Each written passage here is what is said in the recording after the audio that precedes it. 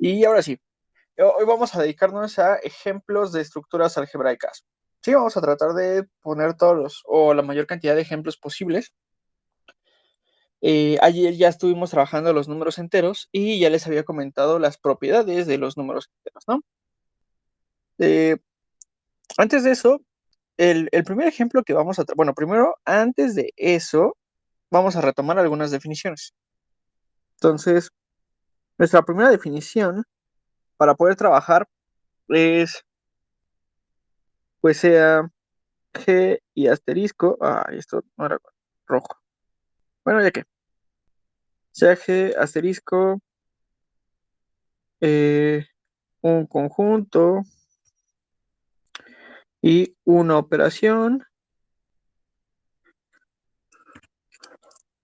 Entonces, pues G asterisco es un grupo si se cumplía ¿qué?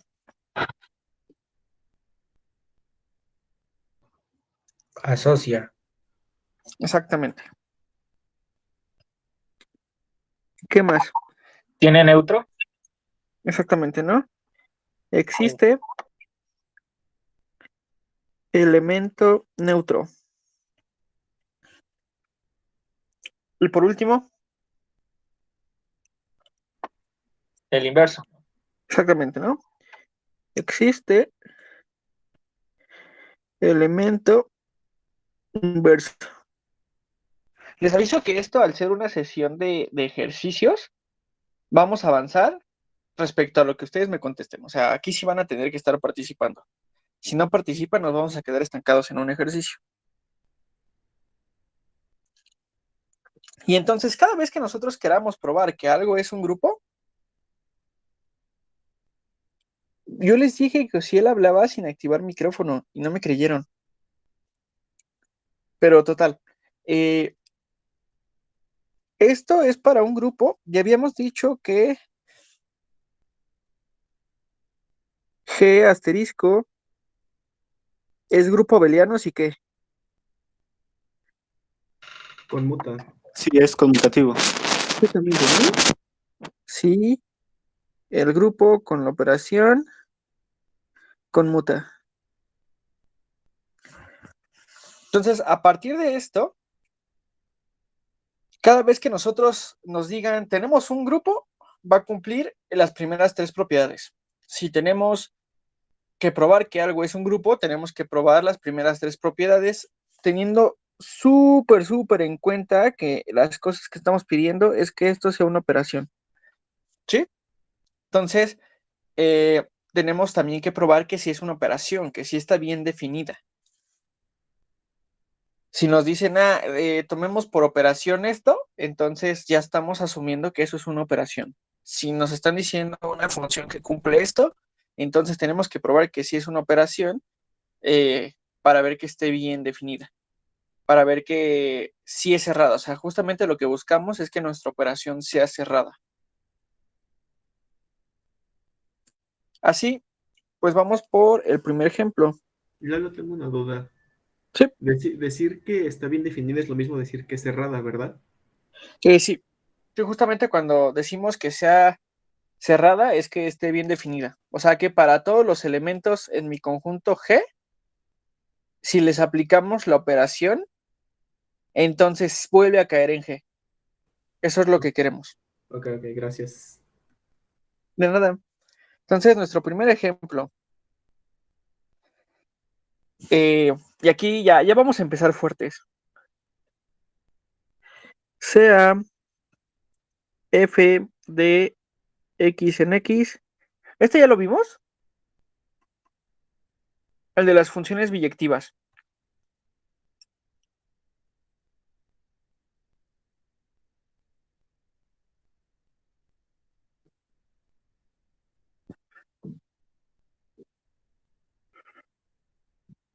O sea, Yo lo que tampoco yo me acuerdo. recuerdo, sí. Entonces, lo vamos a volver a ver, pero lo vamos a ver con mayor detenimiento. Sea f de x en x el conjunto de las funciones biyectivas de x en x, es decir, las funciones que van de x a x, y vamos a pedir que esto, pues obviamente que ver de las funciones de x en x, cruz las funciones de x en x, hoy,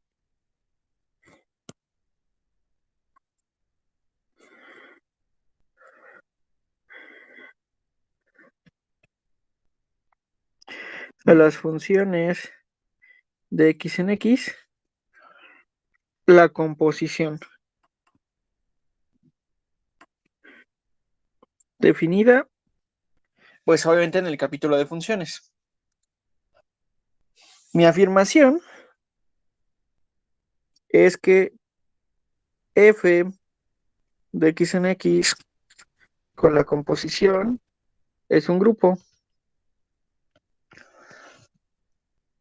Y pues obviamente hay que probarlo. Pero pues como ya no tengo espacio en esta página, ustedes me dicen, ¿puedo cambiar de página? Sí. Solo como Sí. dato, en notación, cuando hablamos de las funciones de un conjunto en sí mismo, pues por practicidad nada más vamos a ponerlo así.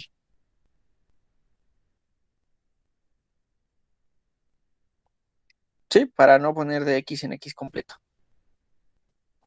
Entonces voy a agregar una página y bloqueamos. Y ahora sí, hay que probar 4 cosas. Nuestra primera observación es, tenemos que hablar de la cerradura. Pero ¿por qué nuestra operación ya es cerrada? Por la definición, bueno, si dos funciones son biyectivas, la composición es biyectiva, ¿no? Exacto, ¿no? O sea, f de x y g de x, elementos en nuestra familia de funciones de x en x. Así que sabemos que f compuesta con g es igual a, bueno, más bien, sea lo que eso sea, porque no sabemos a qué va a ser igual, en x es biyectiva, ya que, pues, f de x y g de x son biyectivas. Por lo tanto, pues, ¿qué tenemos? Que f compuesta con g, o lo de en x, va a estar, pues, en nuestra familia de funciones.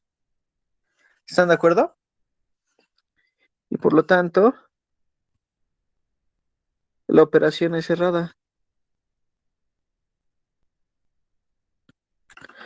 ¿Sí? ¿Están de acuerdo?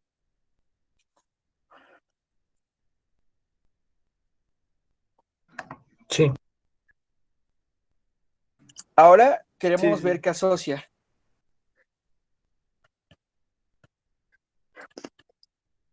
Sea f de x, g de x, h de x, elementos en nuestra familia de funciones. Bueno, la x es más grande porque es un conjunto, así. ¿Y qué sabemos? Entonces, f, bueno, de hecho es al revés, es f compuesta con g, todo eso compuesto con h, ¿a quién va a ser igual? Pues a h de g de f en x. ¿Están de acuerdo? Sí. Sí. Solo faltó un paréntesis. Eso por definición de composición. Sí, me falta uno, así. f h de g de x. Pero esto va a ser lo mismo que tener eh, h de g, bueno, es lo mismo que tener F compuesto con quién? Con G compuesto con H. ¿Están de acuerdo? Sí, Y por lo tanto, bueno, F compuesta con G compuesta con H es lo mismo que F compuesta con H compuesta con G. Y por lo tanto, la bolita asocia. Ahí la dislexia asocia. ¿Sí? ¿Todos de acuerdo? sí. Sí. Sí. Ok, hasta aquí vamos Sí. bien. Ahora, por otra parte, queremos ver, ¿qué más? El El neutro, neutro. ¿no? Ok, el neutro de la composición. Entonces, afirmación. ¿Quién va a ser nuestro neutro? La identidad. Ajá. Pues afirmación. F de X igual a la identidad en X es el neutro aditivo. Hay que probarlo. Y si es el neutro, ¿qué queremos probar? Pues que F compuesta con G es igual a G compuesta con F igual a G de X, ¿no? Entonces sea G de X, ¿que en dónde? Pues en nuestra familia de funciones de X en X.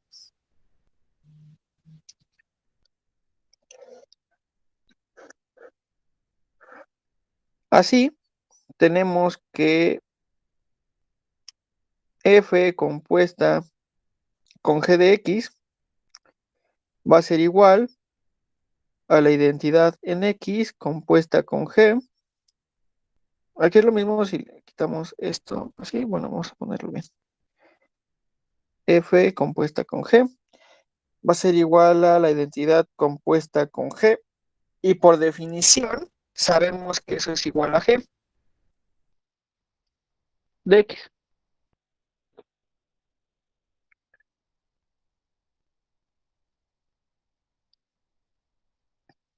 Y pues que tenemos que G compuesta con F, evaluado todo en X,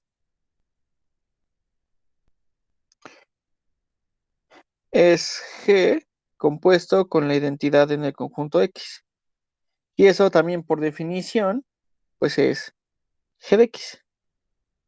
Y así por lo tanto, la identidad en X compuesta con G es igual a G compuesta con la identidad en X, que eso es igual a G de X.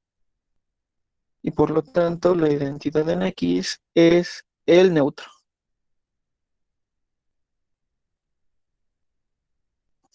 ¿Queda claro? Sí. Sí.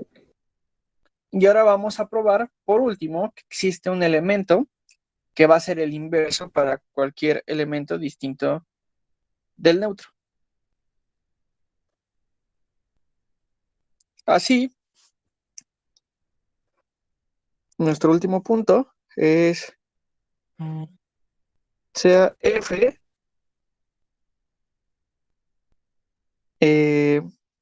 de X elemento del conjunto de funciones en X. ¿Qué sabemos? ¿Quién me dice cómo hacer esta prueba? Pues estamos hablando de una familia de funciones biyectivas y una función es biyectiva sí, solo si es invertible, ¿no es así? Ajá. Entonces, como pues F de X es elemento de nuestra familia de funciones, F de X es biyectiva.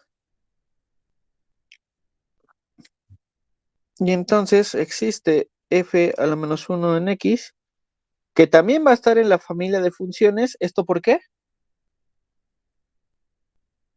Porque es biyectiva también. porque la inversa también es biyectiva, ¿no? Tal que, ¿qué pasa? Por definición sabemos que f compuesta con f inversa en x va a ser igual que f inversa evaluada en f en x es igual a la identidad de x en el punto x, ¿no? Para todo x en el conjunto x. ¿Están de acuerdo? Sí. Lalo, nada más una duda. Cuando decimos que un grupo tiene inverso, ¿es lo mismo que decir que ese grupo es simétrico? Buena pregunta. Pues es que en sí, si tienes un grupo al cual estás llamando simétrico, es lo mismo a que digas que solamente tienes un grupo, porque al ser un grupo, pues ya tiene inverso automáticamente. Entonces, tal vez podría funcionar si hablas respecto a cómo tienes un conjunto y una operación y cumples que tiene inverso, ¿no? Entonces, puede que ahí sea simétrico. O si lo hablas completamente en términos de eh, relaciones de equivalencia, tendrías que remontarte como a la relación de la cual está definida eh, tu, tu relación, digo, tu función, y ya de ahí, pues fijarte si es simétrico o no. Pero sí, en teoría, si lo puedes ver como que si tu relación que está asociada a tu función es simétrica, pues entonces sí existen los inversos.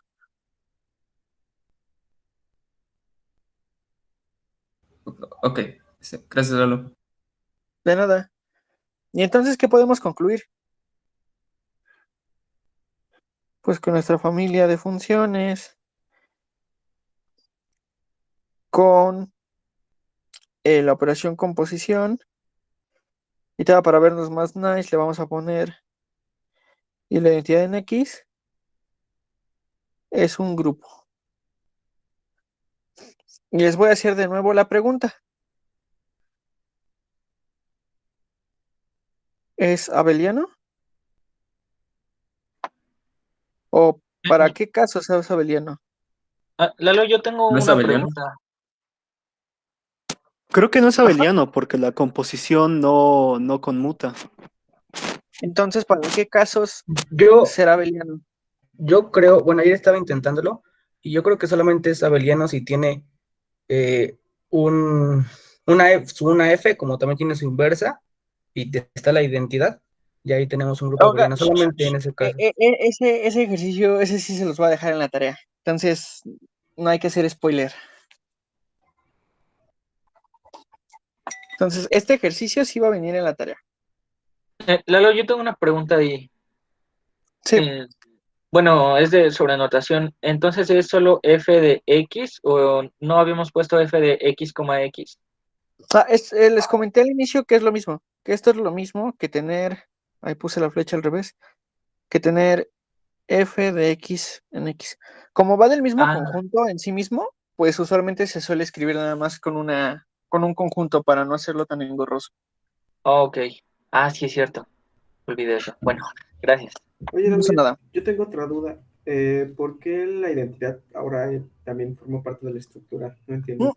También les comenté en clase que existen varias formas de denotarlo. Una es tomando únicamente las primeras dos entradas donde describimos al conjunto y a la operación, y la otra es agregando a nuestros elementos que se comportan de forma distinta en el conjunto, ¿no? Entonces nosotros sabemos que la identidad compuesta, o más bien si tomamos a la identidad y le aplicamos la operación respecto a alguien, no se comporta como si fuera un elemento común, tiene propiedades especiales, que en este caso es nuestro inverso. Entonces a veces también se coloca a nuestro elemento neutro para el producto, ya en caso de anillos, solo para hacer énfasis o que quede claro que esos elementos son nuestros elementos distinguidos. Ah, ok. Sí, ya entendí, gracias. Sí, o sea, ese tipo de notaciones más que nada la vas a encontrar cuando ya te están diciendo, sea este conjunto un grupo, tal que la operación se define así. O sea, ahí ya te está diciendo esto ya es un grupo y ya tú con eso sabes quién es el elemento distinguido. Entonces Yo es más usual verla en esos casos. tengo una duda. Todos los elementos que pertenezcan al conjunto tienen, o sea, no puedes decir, ay, no tomamos estos. Si no los quieres tomar, solamente dices, en este caso particular donde no están estos elementos. Eh, Como para poder darle una estructura o así. Ajá. O sea, Ah, restringir el sí. conjunto. Sí, podemos hacer eso y eso, yo creo que vamos a hablar un poco de eso hoy. Y de todos modos, planeo mencionarlo como hasta el final del capítulo de estructuras, o sea, por ahí del miércoles, ya que posiblemente el viernes también lo tomemos para seguir haciendo ejercicios. Sí, puedes tener una estructura que no sea un grupo, que no sea un anillo, pero puedes restringirte a una estructura que sí lo sea. O mejor aún, tú puedes tomar un grupo, un anillo, un campo, lo que sea, y tomar un subconjunto. Y una pregunta muy interesante que te puedes hacer es, pues, ¿cuándo eso realmente, el subconjunto que te tomaste, va a seguir siendo un anillo, un grupo, un campo? Lo que se le conocen como las subestructuras, ¿no? Que tengas un subgrupo, un subanillo, un subcampo. Entonces, eso también va a ser una pregunta y va a estar relacionada con lo que vamos a ver la siguiente semana. Pero sí, siempre puedes restringirte. De hecho, vamos a hacer un ejercicio de eso ahorita también. Gracias. De nada. Entonces, voy a pasar de página.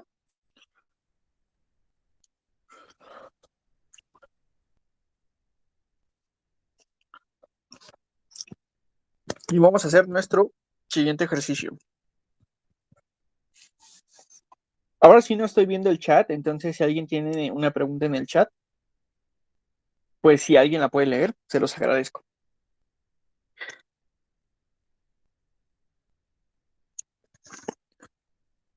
Nuestro segundo ejemplo. Aquí vamos a tomar,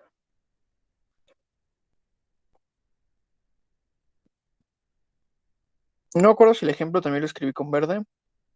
De todos modos, los ejemplos los voy a estar escribiendo con verde. A ver, la estructura para las notas aquí va a ser ejemplos, los voy a escribir con verde. Los enunciados de los ejemplos, los teoremas los voy a escribir con azul. Las cosas importantes ya saben que van con naranja. Y las definiciones las voy a escribir con rojo, para que se note una distinción, para que sea bien y se entienda mejor. Entonces, sea X un conjunto no vacío.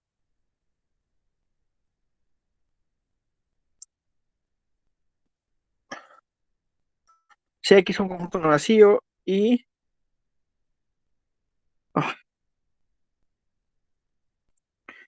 P de X el conjunto potencia. Este también ya lo hemos trabajado.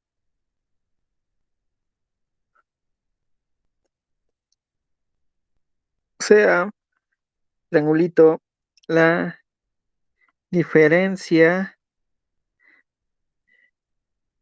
simétrica. Y pues la definición de la diferencia simétrica es que A diferencia simétrica B va a ser igual a A menos B unión B menos A. Si quieren ver cómo se ve, o sea, literal, cuál sería como la representación gráfica, están las notas, si no, vamos rápido al archivo. Aquí está. También se puede definir como A unión B menos la intersección, ¿no? Sí, o vamos a ocupar otra que va a ser bastante útil. Aquí en operaciones, así se ve la diferencia simétrica. Cuando los conjuntos son disjuntos es el de la izquierda. Cuando existe una intersección es el de la en medio, es el del medio. Y cuando uno está contenido en el otro es el último caso. lo que es la diferencia simétrica o lo que está definiendo qué es la diferencia simétrica es la superficie que está rayada, que tiene las rayitas. Esa va a ser la superficie que son los elementos del conjunto obtenido al aplicar la diferencia simétrica. ¿Qué dibujitos Entonces, tan chéveres? esos los hago en la compu. Si quieren, les enseño al final cómo los hago. Es muy útil estar haciendo dibujos vectoriales. Entonces, defino mi diferencia simétrica y la otra que me gusta y que de hecho es la que les va a ser útil es cómo podemos ver a menos b.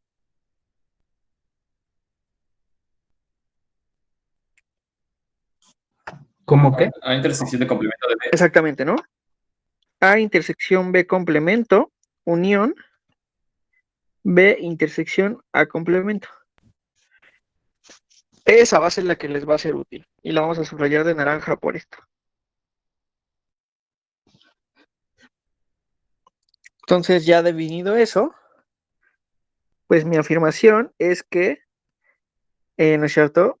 El conjunto potencia de X con la diferencia simétrica es un grupo.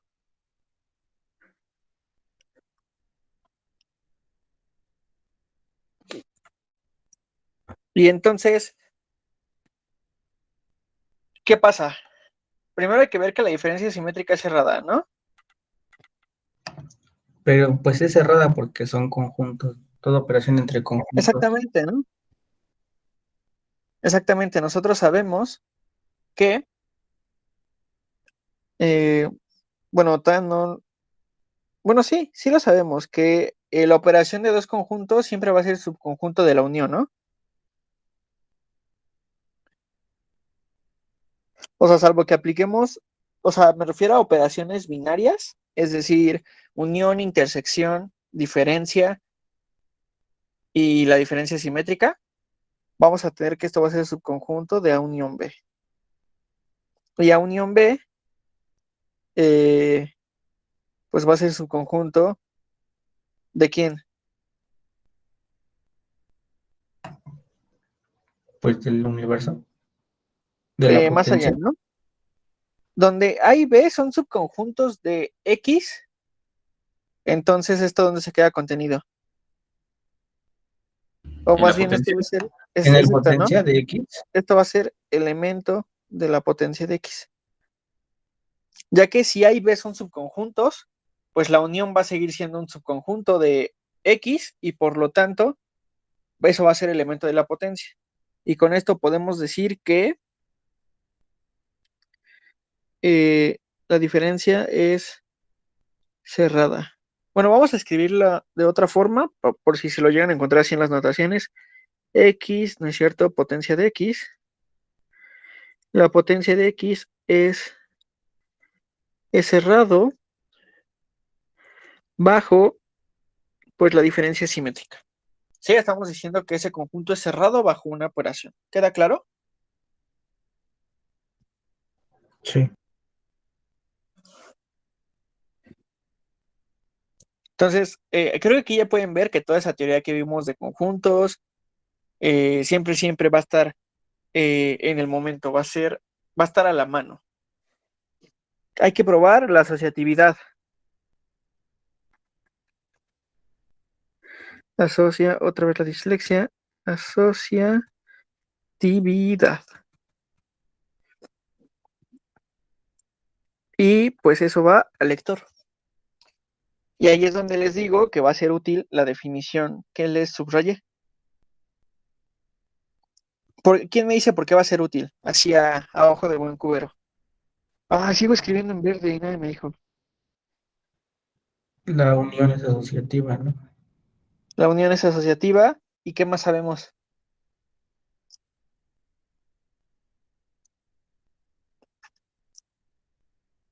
La intersección también, La ¿no? Sí, intersección. la intersección también. Entonces, con la unión asociativa, la intersección asociativa, eso lo probamos en el curso, pues básicamente vas a tener un sí, solo sí, probando que se tiene la asociatividad. Y solo va a ser ocupar definición, ocupar asociatividad de unión, ocupar asociatividad de diferencia. Y ya, acabamos. Entonces, esa parte les queda a ustedes como parte de repasar un poco lo de grupos y repasar un poco lo que sabemos de conjuntos. Esa prueba no tiene mucha talacha. Es que me acuerdo de haber visto un video hace ya tiempo y estaba muy Tiene largo. talacha si ocupas la primera definición. Si ocupas la primera definición, está tediosísima porque tienes una unión, tienes que abrir por casos. Se pone muy fea. Bueno, no es tanta talacha. Es talacha escribirlo en late, eso sí va a ser la muerte. Pero a ojo, tomas un X que esté en... Ah, no, sí, vas a tener bastante talacha porque vas a tener que usar, creo que vas a ocupar 3 veces los casos. O sea, vas a tener un caso primero, luego un subcaso y luego un subcaso del subcaso. Entonces, sí va, verlo usando la diferencia, sí va a ser mucha talacha. Verlo usando uniones e intersecciones, eso va a ser muchísimo más simple. Y debería salir en muy poquitos pasos. Sí, oye, Lalo, ahí solamente basta que como la intersección es asociativa, no tenemos que tocar ni siquiera la unión, ¿no? Es que tomas un elemento en A diferencia simétrica, B diferencia simétrica C, entonces va a estar en A intersección A diferencia simétrica C complemento, y ahí es donde vas a volver a ocupar la definición de diferencia simétrica, y entonces te va a quedar algo con complementos e intersección, y es ocupar leyes de De Morgan, y ya se voltean, y ocupas asociatividad, y ya te sale. Así lo veo. Gracias. Pero sí vas a tener que usarlo. Y como estás trabajando con 3 conjuntos, sí lo vas a tener que usar. No, sí es que pensé que quería demostrar conmutatividad, pero es Ese también va a estar interesante. Pero, total, asociatividad se les queda al lector. Que no digan que no les estoy avisando antes.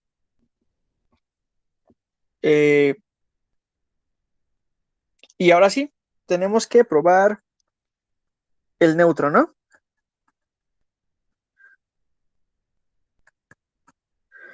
Notemos que para todo A subconjunto de X, ¿qué pasa? X, digo, es cierto, A diferencia simétrica ¿con quién? con el ¿Quién puede funcionar como vacío. nuestro elemento neutro? Podemos intentar con el vacío, ¿no? A diferencia simétrica con el vacío, por definición eso va a ser A menos el vacío, unión, el vacío menos A. Y esto ya sabemos quién es, ¿no? También lo vimos en clase. ¿Quién es A menos el vacío? Ah, A. ¿Y el vacío menos A? el vacío. El vacío, ¿no? Y A unión el vacío, pues A. A. Así es. Y por lo tanto, A diferencia simétrica, el vacío va a ser igual a A. Podemos probar la otra parte. Vacío, diferencia simétrica A, ¿quién va a ser? Pues eso va a ser el vacío, diferencia simétrica A, unión a diferencia normal, el vacío. Y aquí podemos desarrollarlo, no pasa nada. Y pues nos va a quedar que esto va a ser el vacío, unión A, y esto es A. Y por lo tanto tenemos que A, diferencia simétrica al vacío, va a ser igual al vacío, diferencia simétrica A, igual a A. Y esto está pasando para todo A subconjunto de X, es decir, todo A elemento de la potencia. Y por lo tanto tenemos que el vacío es ¿Qué? Neutro. Elemento neutro. ¿No? ¿Qué diga el neutro? Ajá. Y ahora, nuestro cuarto punto.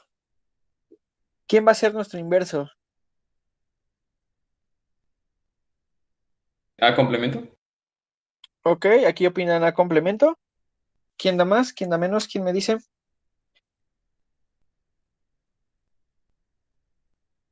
¿Alguien Yo tiene me, algún otro yo me conjunto? aviento al universo. ¿Mande? al con- Es que, ay, nos tiene que dar identidad, nos tiene que dar el vacío. Y si es Ajá, A complemento, y la diferencia sería la intersección de A complemento a complemento y es A, ok. ¿no? Sí, nos tiene que dar el conjunto vacío. Entonces necesitamos poder elegir un subconjunto de X de forma que al tomar la diferencia simétrica con A, nos regrese el vacío. Si tomamos el complemento, como dicen, pues vamos a tener que va a ser A menos el complemento de Seguiría A. siendo A. Exactamente, ¿no? Seguiría siendo A por esa parte, unión A complemento menos A, que sería A complemento. Y A unión A complemento es el conjunto universo. Entonces, A complemento no nos sirve. ¿Quién me dice otro conjunto que nos pueda servir? Ah, El mismo, ok, el mismo. Entonces, notemos que, pues, A diferencia simétrica, ¿a quién va a ser? A menos A, unión A menos A. Ay.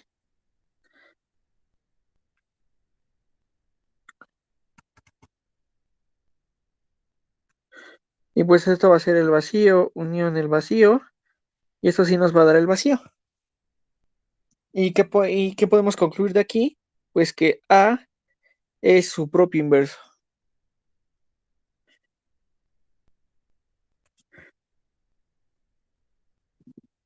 Y aquí, Esto está acuérdense que curioso, ¿no? estamos pidiendo que A sea distinto del vacío.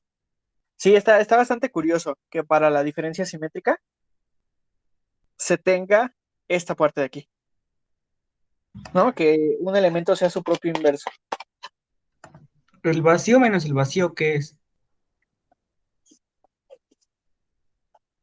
El vacío. Entonces, no hay problema con que sea vacío A, ¿no? Es que cuando trabajas en grupos, siempre pides que el elemento al que le estás sacando el inverso sea distinto del usualmente del cero, que es tu elemento neutro, para que pruebes que para los restantes sí funciona. O sea, tú sabes que por el elemento neutro, ay, uy, ¿qué hice? Ah, me fui hasta arriba, ¿no? Tú sabes que para el elemento neutro, él siempre va a ser su mismo inverso, porque multiplicarse por la derecha, bueno, aplicarle la operación por la derecha o por la izquierda, te va a regresar el mismo por ser el elemento neutro.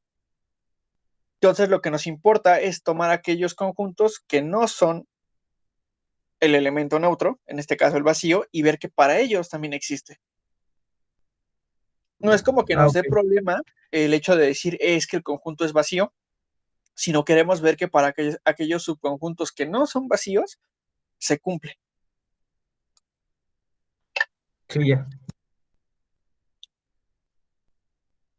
Si en realidad estamos asumiendo, bueno, no estamos asumiendo, pero sí estamos asumiendo de cierta forma que el elemento neutro, por ser el mismo neutro, automáticamente tiene inverso. Y, y sí va a pasar. Ya veremos el lunes que esos elementos tienen un nombre bien especial. Mm. Y por lo tanto podemos concluir que la potencia de X con la diferencia simétrica es un grupo.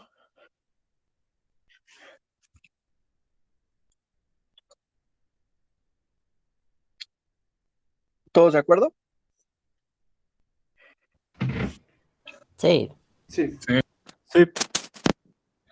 Me avisan cuando Entonces, pueda pasar de hoja. para Sí, demostrar dime. esto de grupos, es simplemente tienes que conocer el conjunto en el que estés trabajando para poder proponer los Exactamente. inversos. Exactamente. Siempre cuando queremos probar que algo es grupo, que es anillo, que es cualquier estructura algebraica, nosotros nos tenemos que agarrar de las propiedades que sabemos que ya cumple tu conjunto. No es como que siempre tenga, o sea, sí vamos a tener siempre una estructura parecida eh, para probar las cosas, ya que siempre tenemos que probar las mismas propiedades, pero la forma en la que las vamos a probar van a depender completamente de los conocimientos que nosotros tengamos de ese conjunto. Y tenemos que aprovecharnos de esos conocimientos que ya tenemos. Por ejemplo, eh, después, no sé, les digo, tomemos los reales con la suma de los números reales. Y yo les digo, eso es un grupo conmutativo, es decir, grupo abeliano. Aquí no hemos visto reales, pero ustedes ya conocen el grupo de los reales, ¿están de acuerdo? Sí, sí, sí. Con la suma. Entonces, si yo les digo, tomemos dos grupos, digo, tomemos dos números reales, ¿la suma sigue siendo un real? Sí. Así es. Mm, Tomemos, ya sabemos que la suma también conmuta, sabemos que el cero se va a comportar como nuestro elemento neutro y sabemos que todo elemento va a tener inverso, por lo tanto va a ser un grupo abeliano. ¿De qué nos estamos agarrando? De lo que sabemos de los números reales. Entonces, tal vez, no sé si ya se habían dado cuenta antes, si no se van a dar cuenta en este momento, que los cursos van muy de la mano, muy de la mano. Cosas que nosotros estaríamos viendo aquí, les van a ser útiles para exportarlas a sus otros grupos, a cálculo, no sé si a geometría analítica, pero puede funcionar. No, tampoco sé si a física contemporánea porque nunca la he tomado. Pero noten que nosotros, así como estamos exportando estas cosas, nosotros también vamos a jalar cosas de otros grupos, digo, de otros conjuntos. Como que yo les puedo decir ese ejemplo de los reales y mi prueba es, ya lo hicieron en cálculo, son cosas que ya vieron en cálculo, entonces nosotros podemos asumir que ya conocen esas cosas y que podemos ocuparlas. Como nosotros ya sabemos que en el cálculo se estudia los números reales, entonces, como nosotros ya podemos asumir que ustedes ya tienen el conocimiento de los números reales, o al menos cómo se comportan con sus operaciones, por lo tanto, para nosotros va a ser muchísimo más simple probarlo. No vamos a tener que hacer una construcción gigantesca e irnos a cosas bien randoms para poder probarlo. Basta con tomar conocimientos de otros cursos. Por eso es que les digo que cuando van avanzando en la carrera, estas materias que no son seriadas, pero sí es un tronco común que lleva cierto orden, van a ir acumulando conocimientos que les va a ser útiles para otros cursos, o a la vez va a haber cursos que estén relacionados con otro de ese mismo semestre. Es lo que les comentaba, cuando ustedes llegan a álgebra lineal, esta parte de grupos, de estructuras algebraicas, uno asume que ustedes ya la conocen. ¿Por qué? Porque se ve en los cursos de álgebra. Asume que ya conocen cómo trabajan los números reales y asume que ya saben cómo trabajan los números complejos, que ya saben matrices, que ya saben polinomios. Asumimos que ya saben eso porque lo debieron de haber visto antes. Entonces, cuando nosotros estamos trabajando con algo sobre espacios vectoriales con esas propiedades, ya no nos detenemos a fijarnos en todas las propiedades porque ustedes ya tienen que tener ese conocimiento previo de decir, yo ya sé que mis números reales conmutan, entonces eso me va a ser útil para esta parte. No nos vamos a poner a probar que sí conmutan realmente los reales porque asumimos que ya lo vieron. Entonces aquí, toda esta parte de estructuras y lo que sigue, vamos a asumir que ustedes ya van dominando estas partes. De hecho, aquí en el mismo curso lo pueden ver. Para trabajar este ejemplo de grupo, yo asumí que ustedes ya dominan los conjuntos, ¿están de acuerdo? y que dominan sus propias operaciones.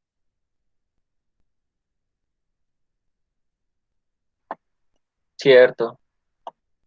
Va a haber ejemplos aquí. De hecho, sí he puesto en anillos ejemplos de funciones, donde yo ya estoy asumiendo que ustedes ya saben cómo se comporta la suma de funciones, el producto de funciones. ¿Y por qué funciona así? Obviamente no asumí completamente que saben todo eso de funciones, sino también puse ciertas explicaciones, pero ya lo asumí. ¿Por qué? Porque ya lo vieron a esta altura en cálculo. En cálculo, en esta altura, ustedes ya están viendo límites. Más que eso ya. Derivada. Ajá, ¿no? O sea, están en límites entrando a la definición de derivada, ¿no? Casi. Entonces, con eso ya, yo ya estoy seguro que ustedes ya vieron funciones, que ya saben que la suma de funciones, el producto de funciones, que ya saben reales, claramente. Entonces, toda esa parte, yo ya estoy asumiendo que ustedes la saben. Y eso me va a ayudar para poder yo avanzar en esta parte. Si no, imagínense lo tardado que podría ser un curso si tengo que ponerme a construir todo lo que necesito para los ejemplos. O sea, estaríamos aquí días, años. La carrera no sería creo que la de ustedes es de 9 semestres, sería de 18. A su máquina. ¿Qué pasó? Quiero cambiar de hoja. Oye, Lalo, antes de que pasemos a otra cosa, ¿podrías explicarme rápido otra vez por qué es cerrada, por favor? Sí, voy. Solo, ya no encuentro la función, ¿qué pasó?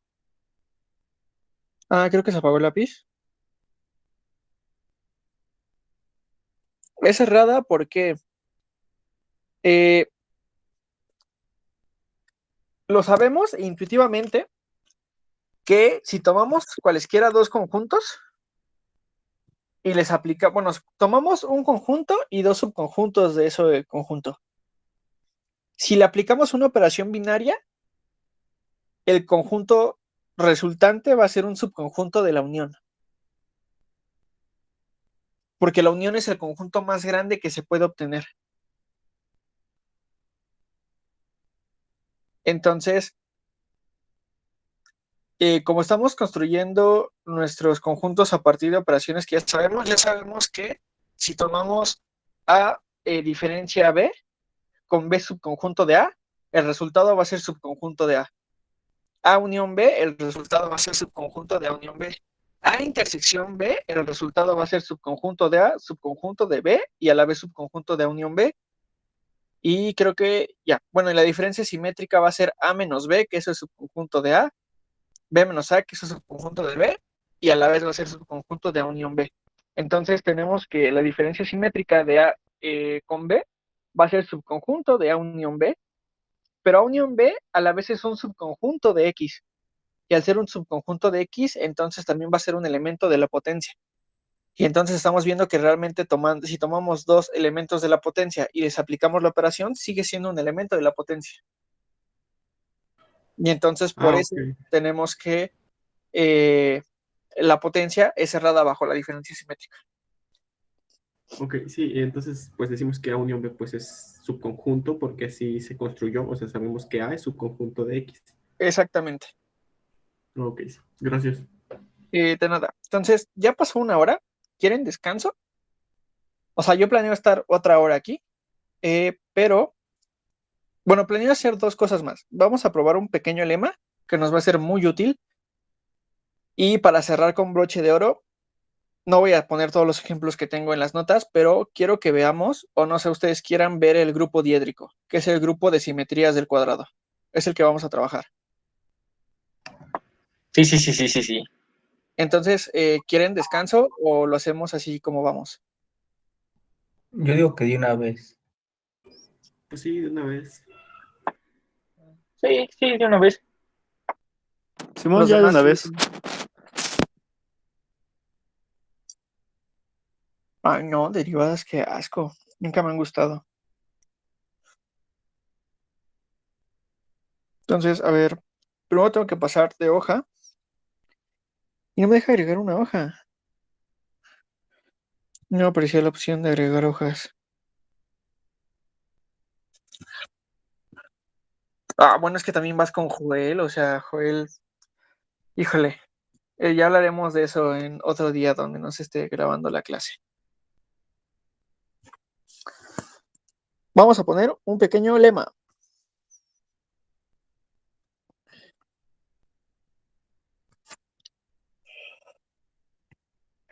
Sí, posiblemente terminando esa clase podemos platicar un poco de eso. Lema. Sea un conjunto conmutativo y o asociativo. ¿Sí? Va a valer para estas tres opciones, que conmute y asocie, que solo conmute o que solo asocie.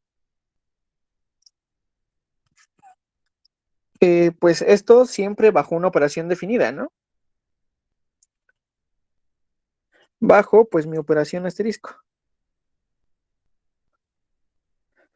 Y S, subconjunto de A.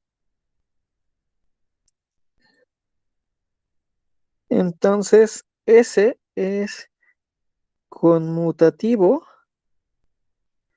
y o asociativo. Eso sería como lo de subgrupo. Sí, pero no. Nos va a ayudar a probar cuando algo es una subestructura. Sí nos va a ayudar para probar eso, pero no nos va a definir directamente cuando algo es un subgrupo o cuando no lo es. La demostración la vamos a hacer rápida, es por contradicción. Sin pérdida de generalidad. Bueno,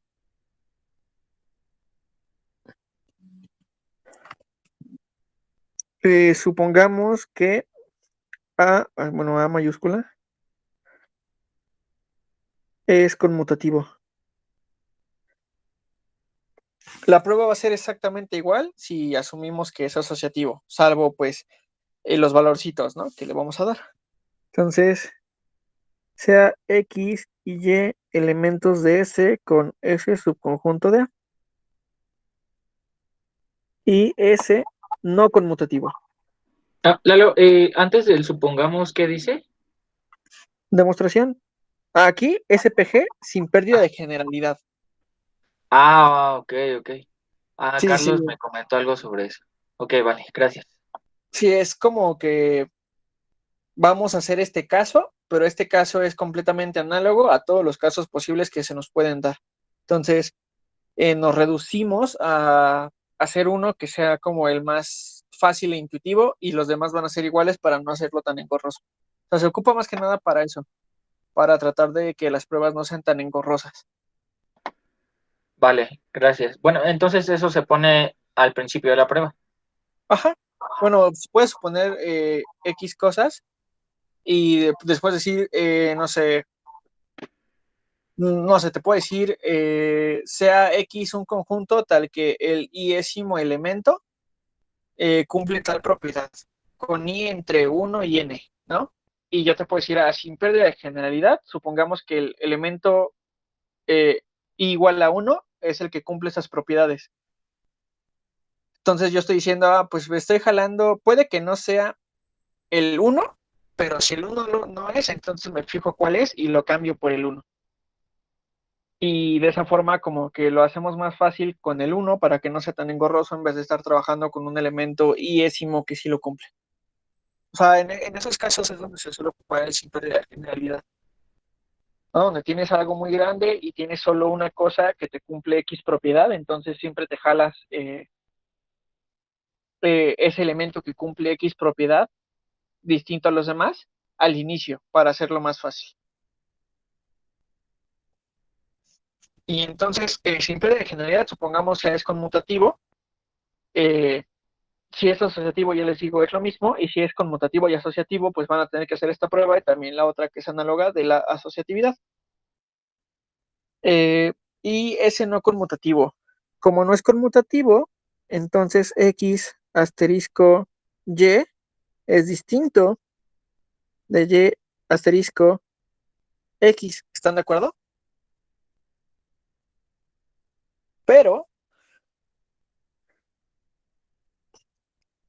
X y Y son elementos de ese subconjunto de A. Entonces X y Y son elementos de A.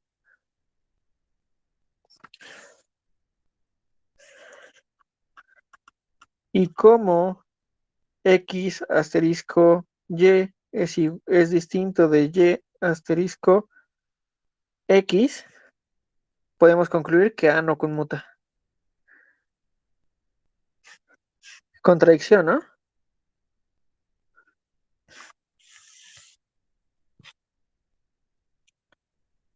¿Están de acuerdo? Sí. Sí. Sí. Porque tenemos que sí conmuta entonces. Entonces, por lo tanto, S conmuta.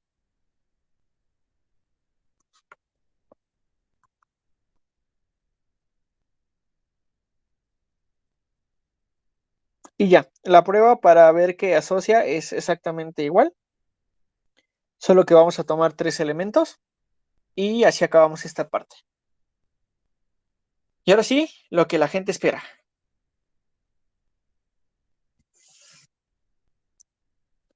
El ejemplo. ¿Puedo subir la hoja? Sí. Sí.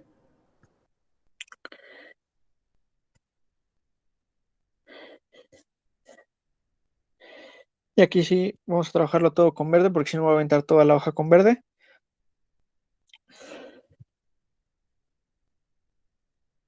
Tomamos un cuadrado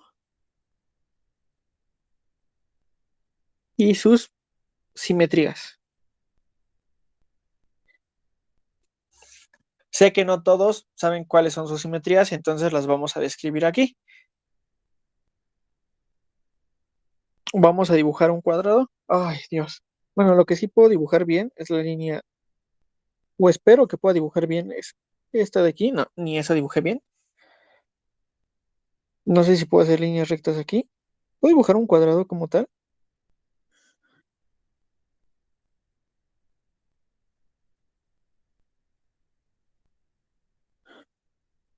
No, solo me selecciono esa parte. Puedo agregar una imagen, pero no sé si la imagen todavía la tengo en cierta carpeta. Denme un segundo. Sí, todavía la tengo. Pero ya sí, vamos a hacerlo a ojo.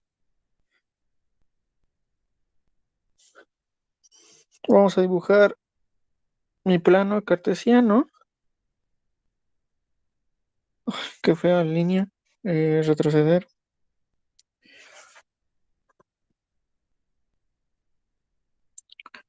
Listo. Y vamos a dibujar un cuadrado.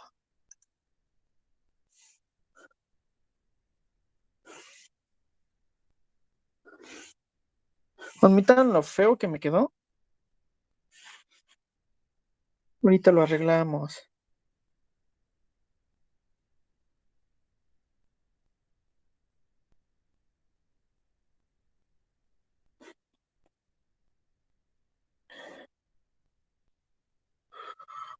Ahí está. Así de feo quedó, pero se hace lo que se puede. Y vamos a enumerar o vamos a renombrar nuestros vértices como A, B, C y D.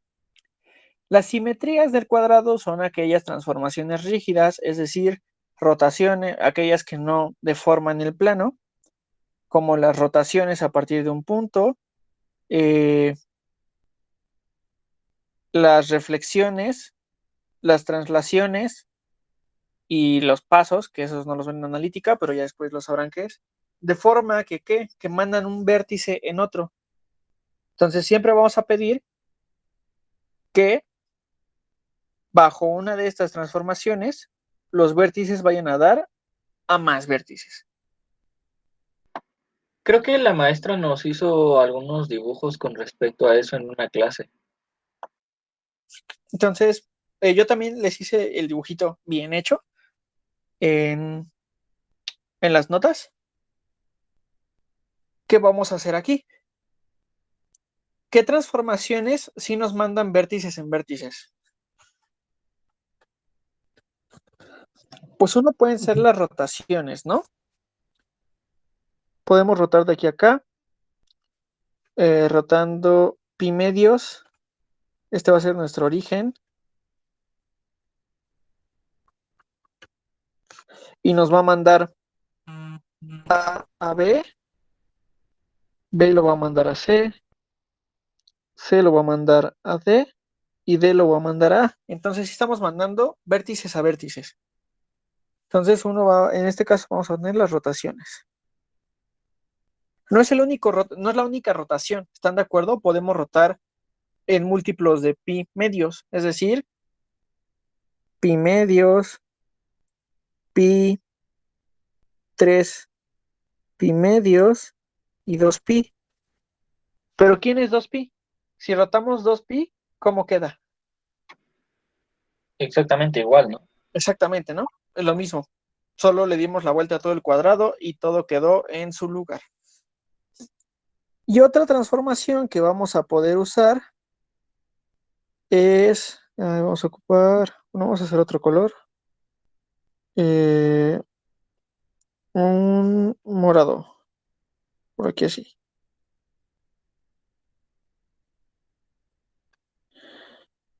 Más blancuzco.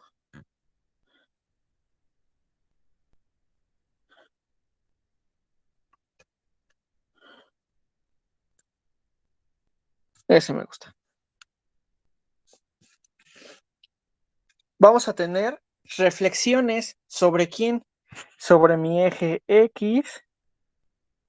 Sobre mi eje Y. Sobre mi diagonal 1 y sobre mi diagonal 2. ¿Están de acuerdo? Si nosotros reflejamos respecto a la diagonal X, reflejamos sobre la diagonal X, ¿qué nos va a pasar? Vamos a mandar a D. Por obvias razones, D va a ir a A.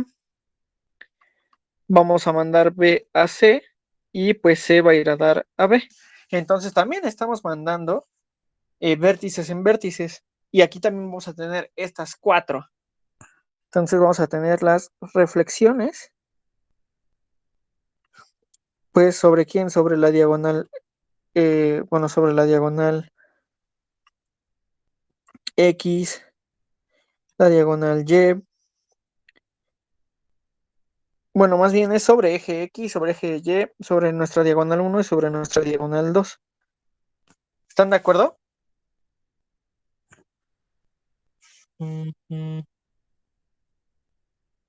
1400 páginas. Es de cálculo 1 hasta cálculo 3, creo que tiene ese libro. Qué feo. Y algo de álgebra lineal. Pero ¿están de acuerdo aquí? Sí. Y entonces, nosotros podemos hacer composición también de estas rotaciones, reflexiones, traslaciones. Entonces, aquí vamos a estar ocupando la composición. Con esto, ya previamente explicado, definimos al conjunto de 8 igual, pues, a la identidad que es rotar 2pi, a la rotación de pi medios, a la rotación por pi, a la rotación por 3 pi medios, a la reflexión respecto a la diagonal, hacia el eje X, la reflexión respecto a la diagonal Y, la reflexión respecto a la diagonal 1 y la reflexión respecto a la diagonal 2. ¿La reflexión se escribe con R invertida? Sí, usualmente se escribe de esa forma para indicar que está reflejando. En las notas no sé hacer esa R, entonces solo puse R normal mayúscula. Ok. Bueno, después de definimos qué es una D8, diagonal 8. O... No, D8 es mi conjunto. Así le estoy llamando a mi conjunto. Ok, vale. Sí, así le estoy llamando a mi conjunto de 8. Y ahora sí, afirmación de 8 con la composición de de transformaciones rígidas es un grupo.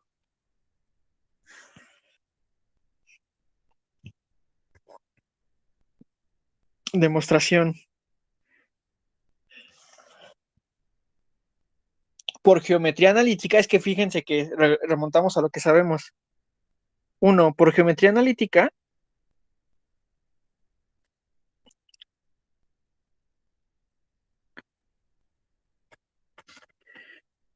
sabemos que componer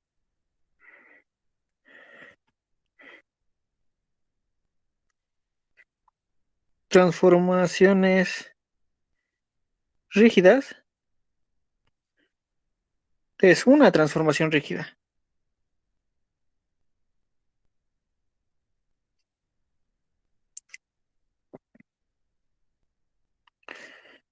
Por lo tanto,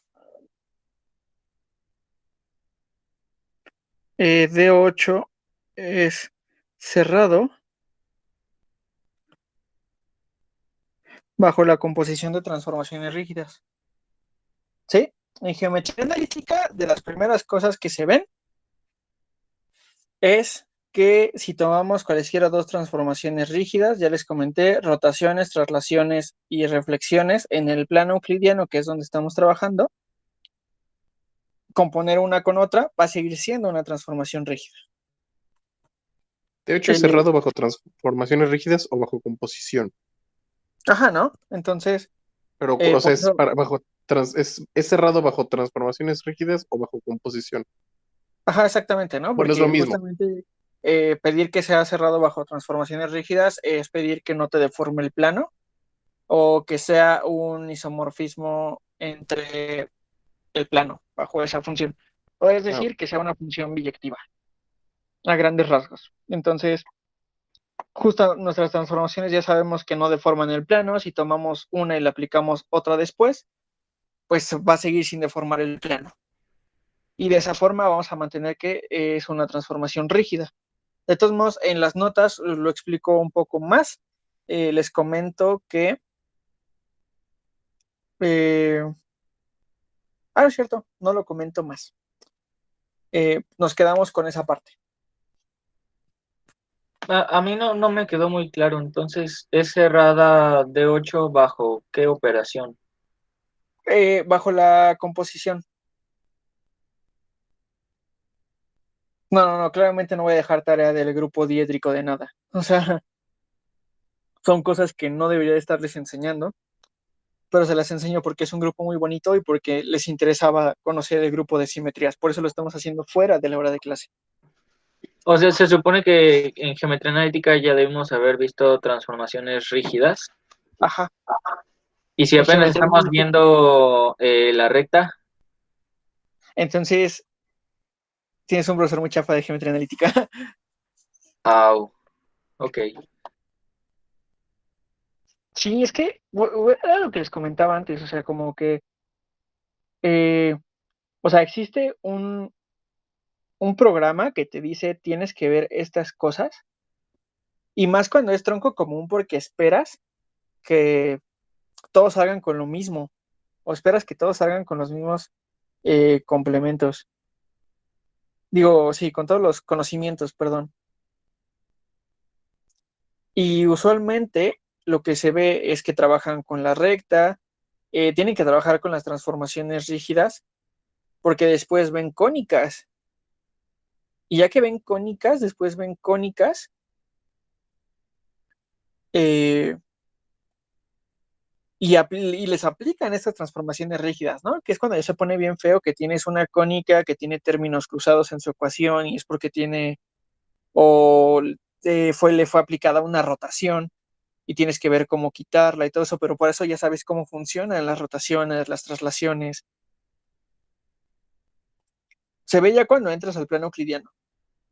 O sea, geometría analítica 1 y geometría analítica 2 se dedica a ver esta parte del plano euclidiano y cómo se comporta el plano euclidiano.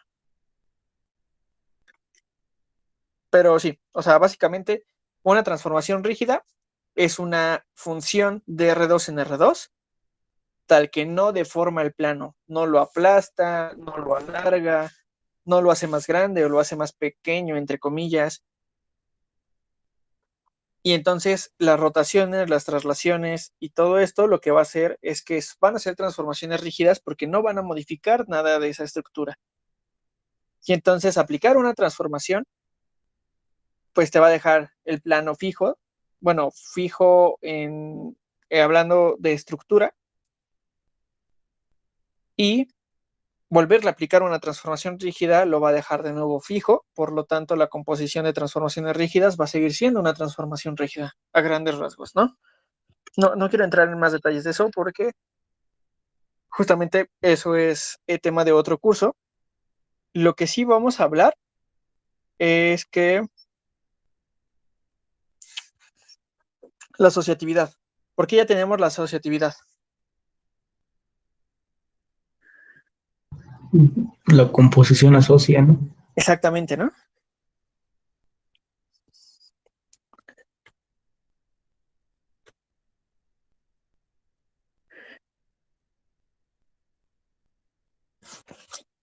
La composición asocia y como les acabo de comentar, cada transformación rígida es una función de R2 en R2.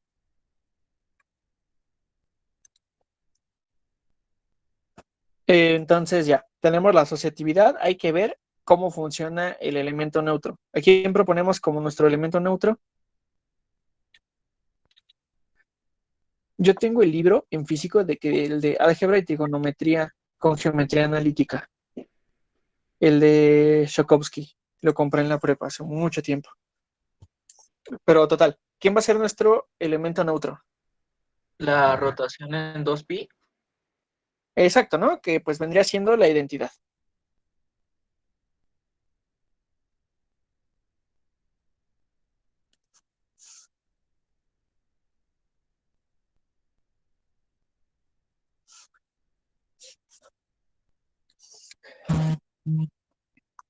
Entonces, vamos a afirmar.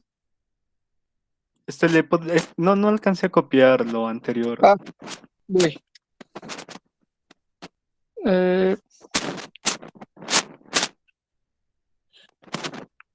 ¿Qué parte?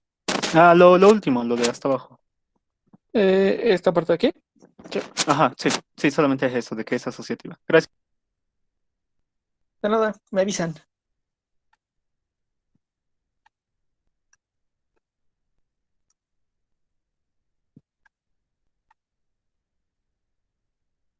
Bueno, por mi parte ya está. Gracias, Lalo. Ok, entonces regresamos al estudio. Y ahora sí, afirmación de la identidad en R2 es el neutro.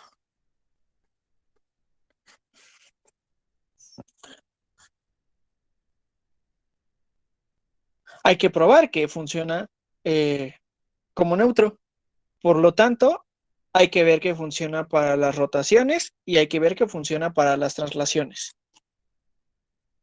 ¿Sí? ¿De acuerdo todos? Entonces, caso 1. Sí. Con rotaciones. Para caso 1 con las rotaciones, pues sea S una rotación. Uy.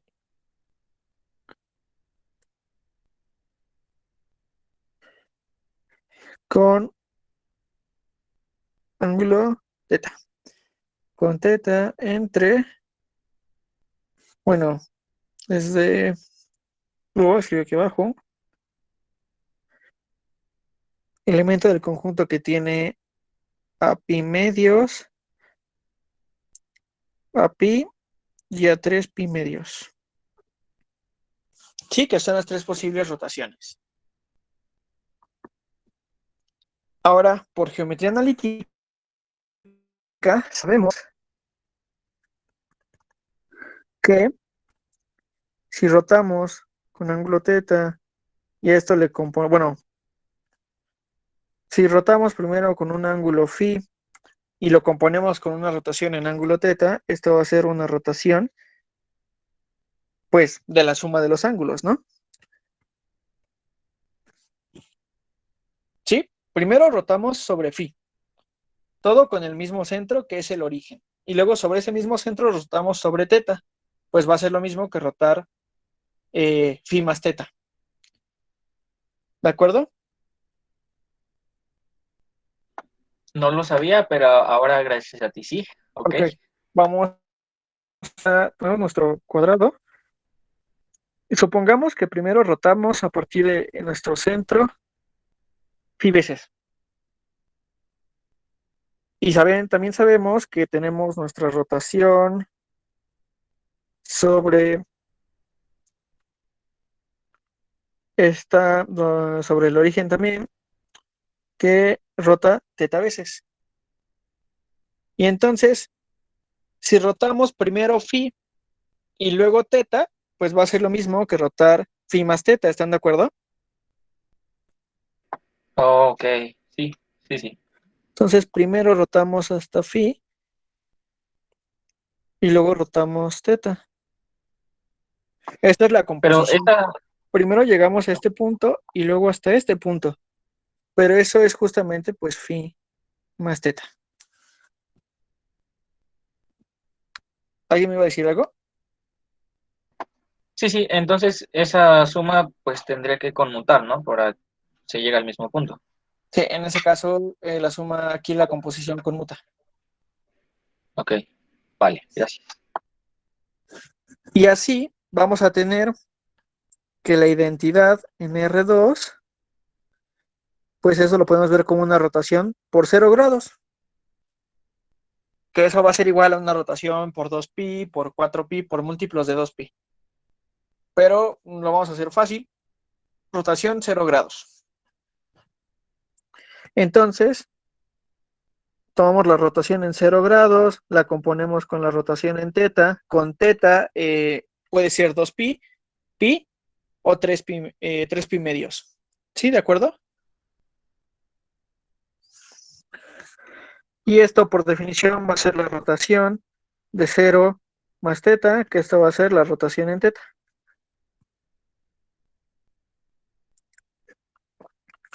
Y pues justamente como acabas de mencionar que conmuta, pues vamos a tener que la rotación teta veces compuesto con la rotación de 0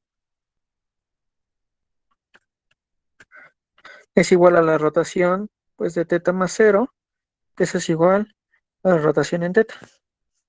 Y por lo tanto la identidad es neutro, pero neutro para las rotaciones. ¿Queda claro? Sí, Entonces ya probamos para las rotaciones que sí funciona como neutro.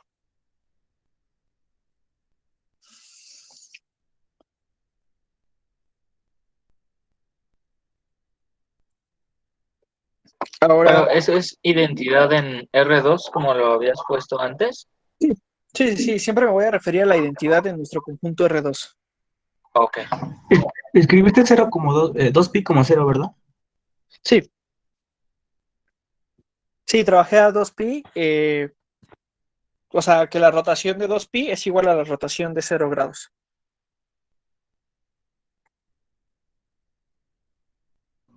Gracias. De nada. Y pues para las reflexiones es más fácil.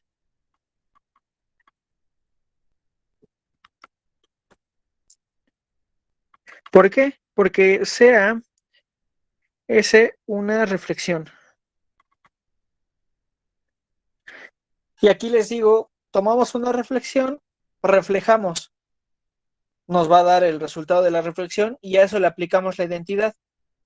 Y la identidad lo podemos, o sea, básicamente al aplicarle la identidad, pues todo se queda fijo, ¿no? Porque la identidad no mueve nada. Entonces, si nosotros tomamos la reflexión, bueno, S que definimos aquí arriba, compuesta con la identidad, esto va a ser pues la identidad aplicada a la reflexión a los puntos, ¿no? Que van a estar funcionando, es decir, X van a ser elementos del conjunto de vértices A, B, C, D. Porque aquí lo que nos estamos fijando es sobre el conjunto de vértices. Entonces, estamos reflejando nuestros vértices a partir de rectas. Por lo tanto, aplicar S compuesto con la identidad va a ser reflejar X, la reflexión aplicada a X, donde X son mis vértices, y luego las aplicas la identidad. Que eso va a ser exactamente lo mismo que tener, pues, únicamente la reflexión. ¿Por qué? Pues porque así funciona la identidad. Y luego tener la identidad compuesta con S, pues va a ser reflejar, pero no sin antes aplicar la identidad a mis vértices. Pero eso, por definición, pues va a ser solamente reflejar. Y por lo tanto vas a tener que aplicar la identidad, aplicar la reflexión, y luego la identidad va a ser lo mismo que aplicar la identidad y luego la reflexión, que eso va a ser igual a la reflexión. Y por lo tanto, pues la identidad sigue siendo neutro. ¿Para quién? Para mi reflexión, ¿no? Aquí es neutro para las rotaciones y aquí abajo es neutro para las reflexiones. Y por lo tanto, mi elemento neutro para mi conjunto va a ser la identidad. ¿Queda claro?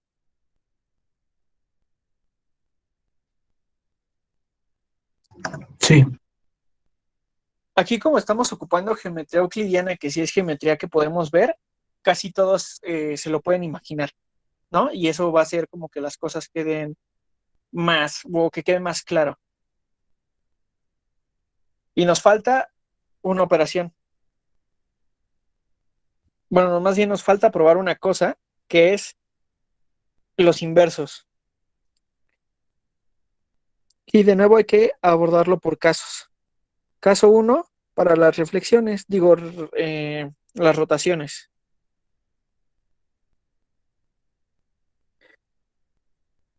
Ahí no vamos a hacer afirmación. No, porque no tenemos un elemento inverso definido para todos los elementos, sino aquí sí depende por cada elemento quién va a ser el inverso, ¿no? Ah, cierto. Lalo, ¿le puedes subir un poquitito a la página, por favor?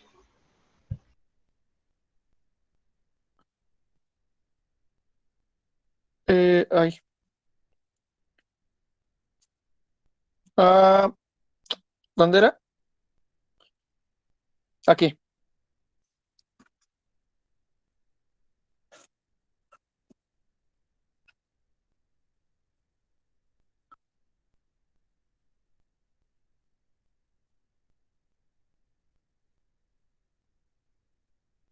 Ten en cuenta que aquí se lo estoy como explicando así a grandes rasgos, nada más como para que tengan una idea de cómo funciona. Listo, gracias. De nada. Y de nuevo, caso 1, con nuestras rotaciones. De nuevo, sea S rotación con teta, pues que va a ser otra vez elemento de pi medios, pi y 3 pi medios. Y queremos encontrar un inverso, es decir, que aplicar una rotación seguida de otra nos regrese 0 o 2pi. Lo que vamos a buscar es que nos regrese 2pi. Notemos que 2pi menos teta es múltiplo de 2 de pi medios.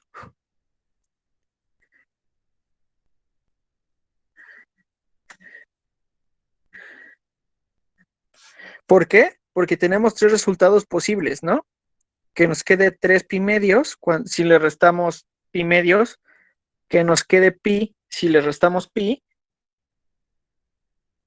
y que nos quede 3 pi medios, ¿no es cierto? Que nos quede pi medios si teta es 3 pi medios. Entonces, cualquiera de los 3 resultados posibles van a ser múltiplos de pi medios. ¿Sí? ¿Todos de acuerdo?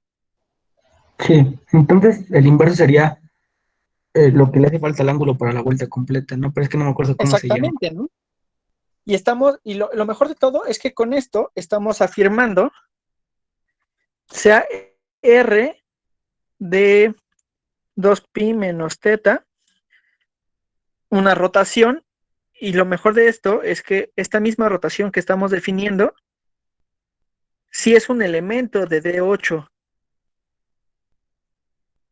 ¿Por qué? Porque es o 3 pi medios o pi medios, y esos sí son elementos de D8, y por lo tanto estamos diciendo que el inverso va a estar en el conjunto, ¿no? Lo que nosotros estamos pensando como inverso sí está en el conjunto que queremos. Acuérdense que los inversos siempre tienen que estar en el conjunto sobre el cual estamos trabajando. No podemos tomar un inverso que no se encuentre dentro del conjunto, porque entonces, al aplicar la operación, nosotros no sabemos si va a quedar dentro del conjunto o no.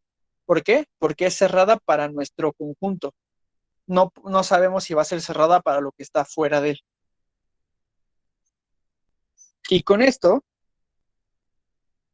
pues tenemos que R de teta compuesto con R de 2pi menos teta. Ay, ¿quién va a ser? 2pi. La rotación de 2pi menos teta más teta, y eso va a ser la rotación de 2pi, que eso va a ser igual a la rotación de 0. Es decir, nuestra identidad. Y entonces vamos a tener que dada una rotación y su ángulo en múltiplos de pi medios, el inverso va a estar dentro del conjunto, va a ser también una rotación múltiplo de pi medios, y al componerla nos va a regresar 2pi, que va a ser nuestra identidad. Entonces, con esto tenemos que existe el inverso para las rotaciones. ¿Queda claro? Sí. Y creo que ya se me acabó la hoja, entonces me dicen cuándo pueda pasar de hoja.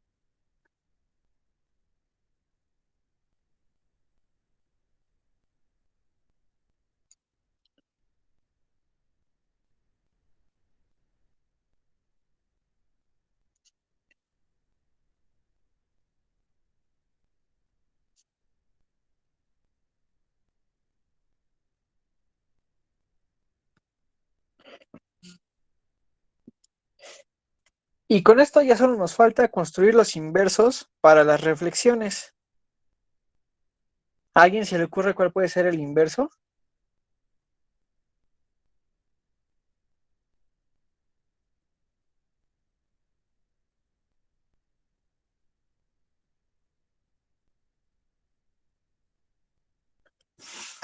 No todavía.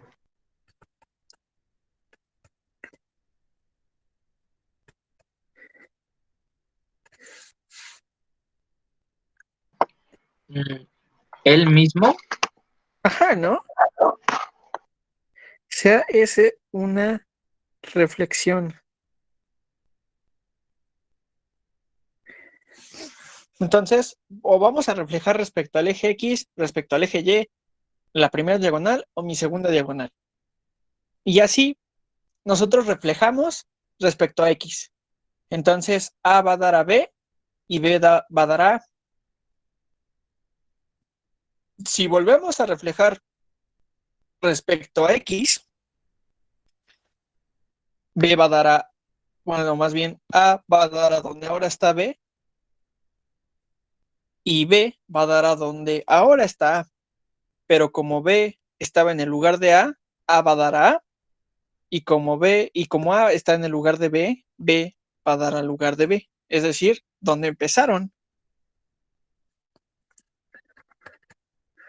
Y entonces nuestra afirmación que S es su propio inverso.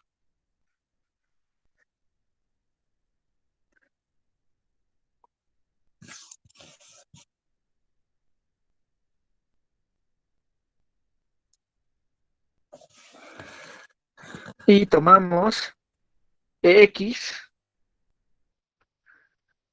y sea X elemento de mis vértices A, B, C y D. Entonces, S a X, ¿a quién va a dar? A W, ¿no? Con W elemento de A, B, C y D. Pero ¿quién va a ser S de W?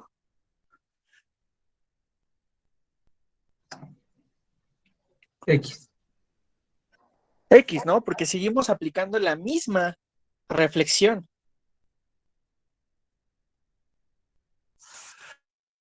Entonces, pues vas a tener que S compuesto con S de X va a ser S aplicado a S de X, que va a ser S aplicado a W, que va a ser X.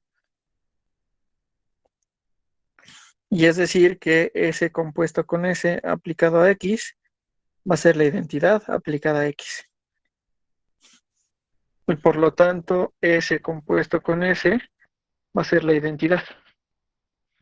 Y por lo tanto, S es su propio inverso.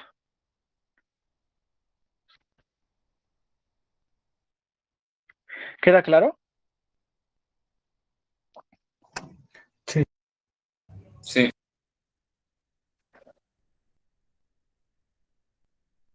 Aquí lo estoy haciendo muy intuitivo. Esta no es la prueba original de que es una reflexión, entonces así pasa su inverso, sino lo estoy tratando de ser lo más intuitivo posible. Y pues de esta forma podemos concluir que de 8 con la composición y con la identidad en R2 es un grupo. Y que no es cualquier grupo,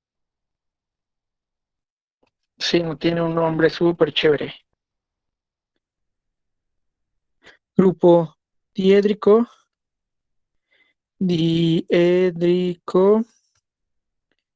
de orden 8. Es decir, que tiene 8 elementos.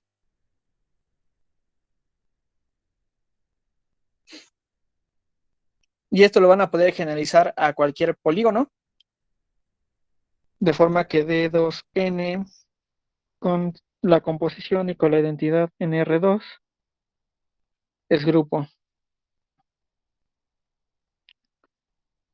Con N el número de lados del polígono.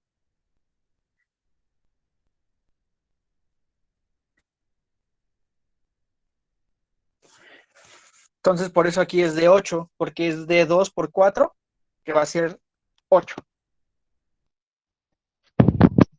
Y ese 8 indica la cantidad de elementos que se tienen en el conjunto. Entonces hay grupos diédricos pares, de orden par. Sí.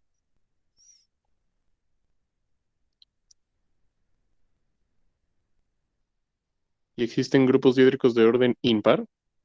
No. Porque siempre va a ser de orden 2n. Por eso dice D, ¿no? Tiene que Entonces ser. no hay forma. Ah, bueno, sí es cierto. Sí, Entonces de ahí ese es viene lo el que se nombre le conoce diédrico. como... Ajá. Es lo que Ok. se le conoce como el grupo de simetrías de cualquier polígono. El D2N con la composición de transformaciones rígidas y con la identidad del plano euclidiano.